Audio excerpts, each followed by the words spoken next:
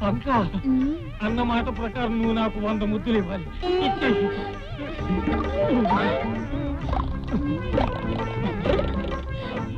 ముద్దులా పంకజం ఒకసారిలా రావే. పంకజం వస్తున్నావా లేదా? మధ్యలో దొరువులా వీడు ఒకడు నాకు ముద్దులే పంతే వెళ్ళొద్దు. వెళ్ళకపోతే ఇక్కడికే వచ్చేస్తాడు. మా మామ ముందు నీకు ముద్దులు ఇవ్వాలంటే నాకు సిగ్గుగా ఉండదేంటి? అయితే ఇప్పుడు ఏమంటా? రంగా నాకు గుళికిస్తే మా మామ చేత మింగించి గాడిదని చేసేస్తా. ఇక మనకు అడ్డే ఉండదు. అలా అన్నావు, బాగుంది.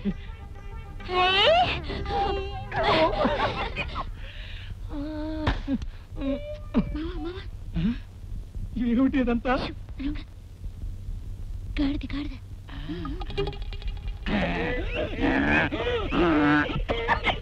అయోమయం గాడిదైపోయాడు.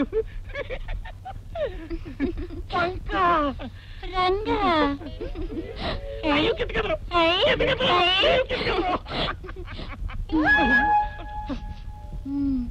Come come గాడిదైపో.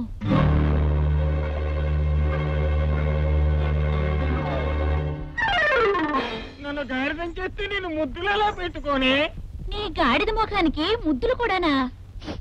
ఉండు మావా, కర్రలు తీసుకుని తొందరగా పంకజం, నన్ను నమ్మించి మోసం చేస్తావా? చూడు నేనేం చేస్తాను. నోరు మీరా గాడిద, నన్ను తొండం చేస్తావా? నా పంకజాన్ని కప్పం చేస్తావా? అందుకని నేను గాడిదం చేసింది.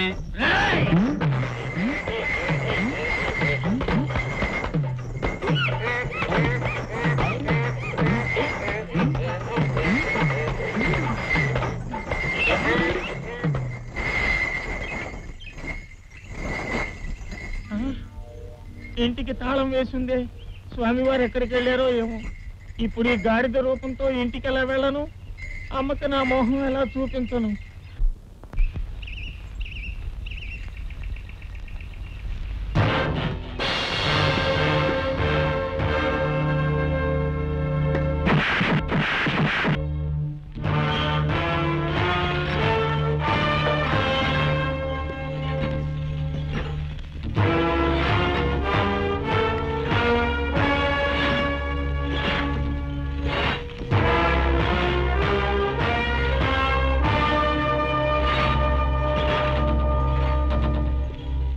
మహారాజా, మీ ముందు బందీగా నిలబడి ఉన్న ప్రతాపనే ఈ పౌరుడు.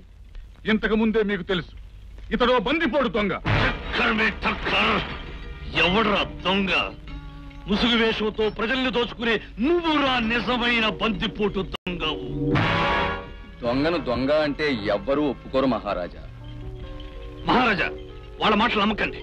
వాళ్ళు చెప్పేదంతా అబద్ధం. ఏది అబద్ధం?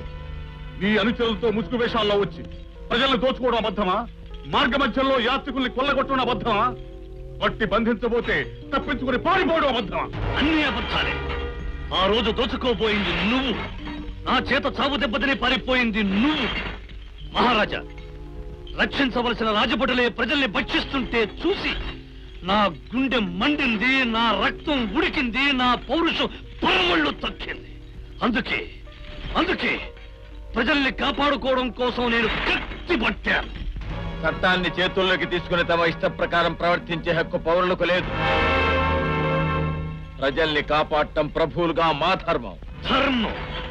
మీ ధర్మాన్ని మీరు విస్మరించినప్పుడు, మీరు మీ సేనాని మాటల మత్తులో పడి ప్రజలకు జరిగే అన్యాయాలను తెలుసుకోలేనప్పుడు, రాజోద్యోగులే రాక్షసుల్లా ప్రజల మీద పడి దౌర్జన్యాలు చేస్తున్నప్పుడు పౌరుడిగా ఎదిరించాను, వీరుడిగా తిప్పి కొట్టాను. అది నేరమని మేమంటాం. కావాలని ప్రజల వెనకేసుకొచ్చి ప్రభుత్వం మీద ఎదురు తిరగటం రాజద్రోహం అవుతుంది. అందుకు తగిన శిక్ష ఉరి శిక్ష. ఉరి శిక్ష.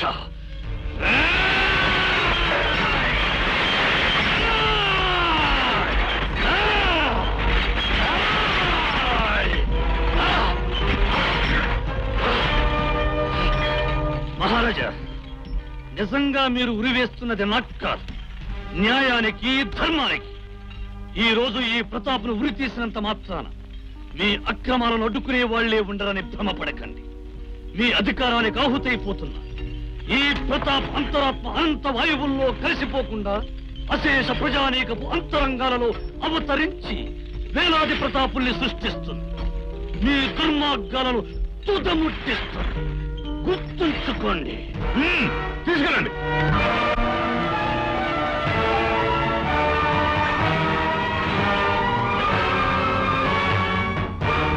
అమ్మా, ప్రతాప్ గారిని ఉడికమ్మని తీసుకెళ్తున్నారు.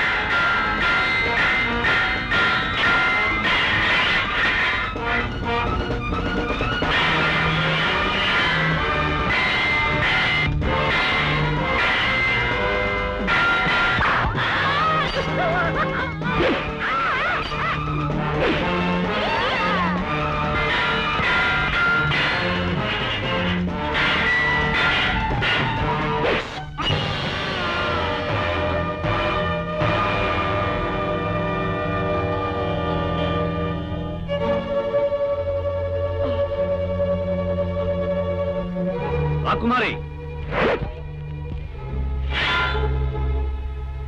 రే విక్రమ్, నువ్వు చేసిన ఘోరమైన నేరాలకు నీకిదే తగిన దండన. రాకుమారి పద్మావతిని ప్రతాప్ పెళ్లి చేసుకోవడానికి తీసుకెళ్లాడని, పారిపోలేదని నీ మహారాజుకు నా మాటలుగా చెప్పు. సేనాధిపతి గారు, అన్యాయంగా మీ చెయ్యి పోయింది. రాకుమారి పోయింది.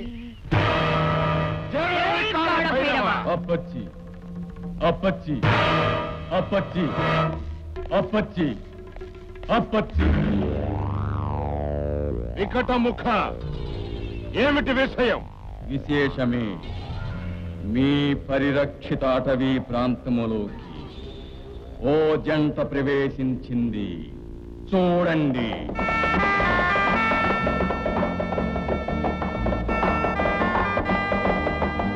అహో సహోదరి, అందాల యువజంట. మన పంట పండింది సహోదరా.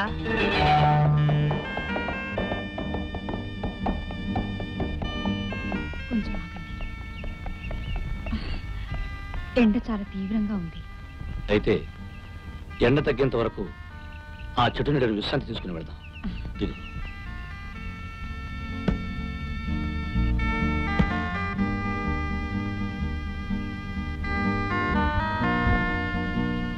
ప్రతాప్, నాకు చాలా దాహంగా ఉంది. నేను వెళ్ళి నీళ్లు తీసుకొస్తాను. నువ్వు ఇక్కడే ఉండు పద్మ.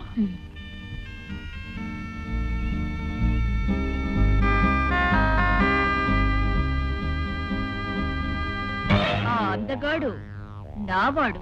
ఆ సుందరాంగి నాది. నీరు కోసం వెళ్లిన ఆ సుందరాంగునికి ఎక్కడా నీరు దొరకకుండా చేసి నా కొలను దగ్గరకు రప్పించుకొని నేను దక్కించుకుంటాను. నీరు కోసం నిరీక్షించే ఆ నీరజాక్షిని నేను సొంతం చేసుకుంటాను. మా పద్మావతి నిజంగా ప్రతాప్తో చేతులు కలిపిందా? వాడిని చేపట్టడానికి వాడితో వెళ్ళిపోయిందా? అలా వెళ్ళిపోతుంటే మీరంతా ఏం చేస్తున్నారు? ఏం చేస్తున్నారు? చేతగాని దద్దమ్మలు దద్దమ్మలు. మీ చేతకాని తనానికి అక్కయ్య దూరం అయిపోయింది అని మీరు అంటున్నారు, కానీ మేము ఒప్పుకోం. వాడితో వెళ్ళిపోతున్న మన రాజకుమారి గారి చేతిని మన సేనాని గారు గట్టిగా పట్టుకున్నారు. సేనాని గారి చేతిలో రాజకుమారికి ఒకేసారి కనిపించకపోయారు. వాళ్ళతో పాటు మా సేనాధిపతి గారి ఒక చెయ్యి కూడా కనపడకుండా పోయింది.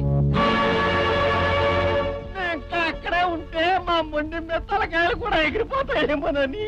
అందుకే కదా మనం పిక్కబలం చూపించాం. మీలాంటి పిరికి బంధాల మొండాల మీద తలనుండే కంటే అవి ఎగిరిపోతేనే చాలా బాగుండేది. చిచ్చే మొండే తలకి. అమ్మా మన సేనాని గారు ఒట్టి వీరుడు. పాన్పుగా చేయించమంటావా, లేక బంగారు తూగుటుయ్యాలలో నిన్ను ఊగించమంటావా? నాకేం